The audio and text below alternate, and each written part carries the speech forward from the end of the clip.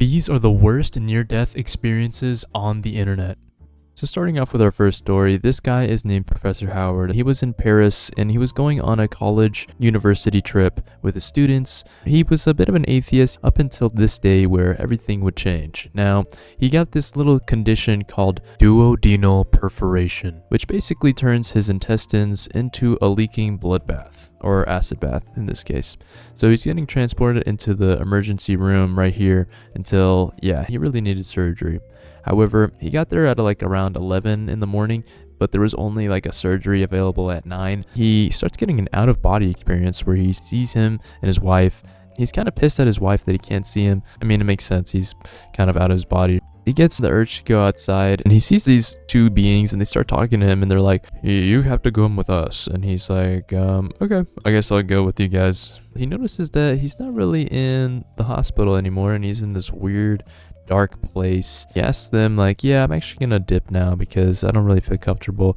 Then malevolent beings start ripping him apart. He gets an interesting memory where he would just be laying down in his bed as a kid and he would get nightmares sometimes. He would pray to Jesus to scare away his nightmares. However, he didn't believe in him later on in life. So as a Hail Mary while he's getting ripped apart, he calls out for Jesus Christ. And then this is where a light appears in the world and it gets swallowed up and he gets saved by the one and only. And then he gets into a life review situation here where he kind of goes over his life. So here he gets into a little bit of a pickle with his wife in the life review. He neglects some students here and there. Basically, he feels kind of guilty after and he says "Oh, you shouldn't even have saved me, dude. I don't even belong here. It's okay, man. We don't make mistakes here. You just gotta love the people around you and you'll be good," essentially. So he gets returned to the world and he's getting open stomach surgery, but it's all good. He gets put in anesthesia and then he wakes up. So this is where Howard gets his entire life and perspective changed by that whole incident. He tells his wife about this and he kind of just vents on her where she's just all right, just take some more pills. He gets out of the hospital, but then his wife does divorce with him, unfortunately, but he dedicates his life to faith and service, so that's pretty cool. Next story we have is the Buddhist, and he was a little bit of a smoker during this time. He was young and wanted to experiment with different kinds of drugs, and one day he goes to a drug house with some friends. So he decides to try this new thing called the Death Bowl. Now the Death Bowl, if you don't know, it basically has, as you can see, some cocaine, some weed, heroin, basically all that good stuff that you want inside your body. 10 days later, he kind of overdosed on this Death Bowl, and he wasn't able to sleep at all for 10 days. So things are looking pretty bad. We see that he's in the bathtub with a knife and the mom sees what's going on, basically calls the cops so he doesn't do anything to harm himself, but it's too late. Even though the cops pepper sprayed him, he started fading down and he's now in this place that seems like hell. Sees this giant demon thing, 12 stories tall, has a cape, and he notices that around him there are these people just suffering with chains going through their stomachs. This guy's screaming, everybody's just in pain except for this dude. But at some point after all of this, he starts floating up into the air, escaping from this realm, and it turns out the goat saved him from terrible injury just by helping with all the stitching. And something else he notices is that everybody around him was praying. This group of a church was praying for him. His mom was there too. She contacted this person out of a friend. Not even the Buddhist group that they followed was available for this specific day. So the woman that was there brings a cross. He's like, "It's okay, I'm cool. There's no devil inside of me," and all was good. Basically, he says screw Buddhism. He doesn't like it anymore. And now he's a dedicated Christian, and that's pretty much what happened in his afterlife story. Going on to the next story, we have the most beautiful human event in human history, and that is the birth of a child. And in this case, he has been born. He's man, what a beautiful goat right there. The mother her body is dying. She gets an out-of-body experience. The surgeons are obviously panicking, except for this dude with the baby, I guess. She's just going out of body and she starts going faster and faster out of her body until there's the void where there's actually just nothing.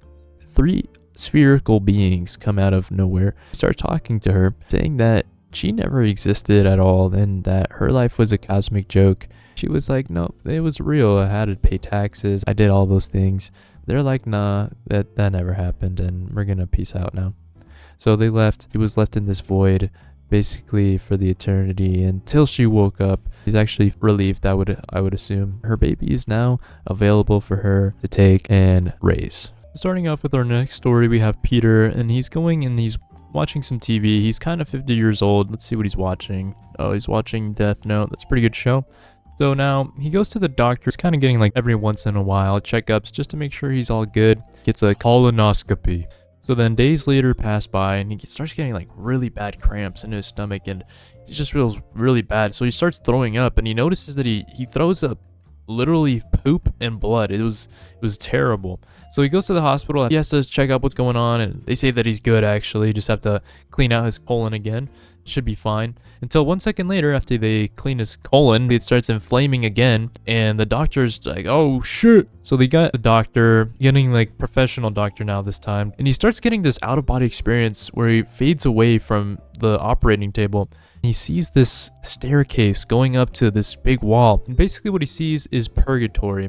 He sees some monsters and people down on here. He sees like someone enjoying the chaos, a grandmother that lost her grandson. There's some like people that are lost, and then people also running away from demons. So he's kind of like just in awe, like what is going on, until he sees like the ideal society of what the world could be. Everybody's educated, not racist. So he's just like kind of taking this all in, seeing what's going on, until he gets back to his body where his colon, everything, it's all good.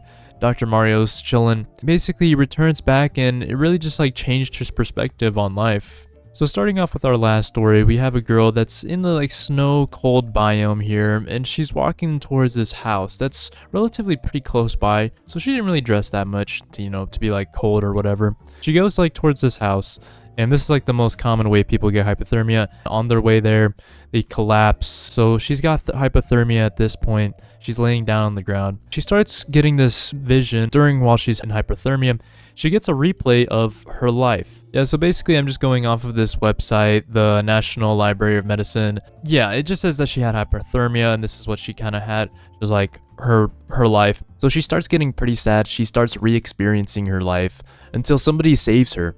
And they started defrosting her, and she's straight up ice popsicle. Like, she's completely hard. They put all these heated blankets on her, and then she's finally resuscitated. So when she came back, she was sad, but I'm assuming that she'd be relieved because now you've escaped death for the time being.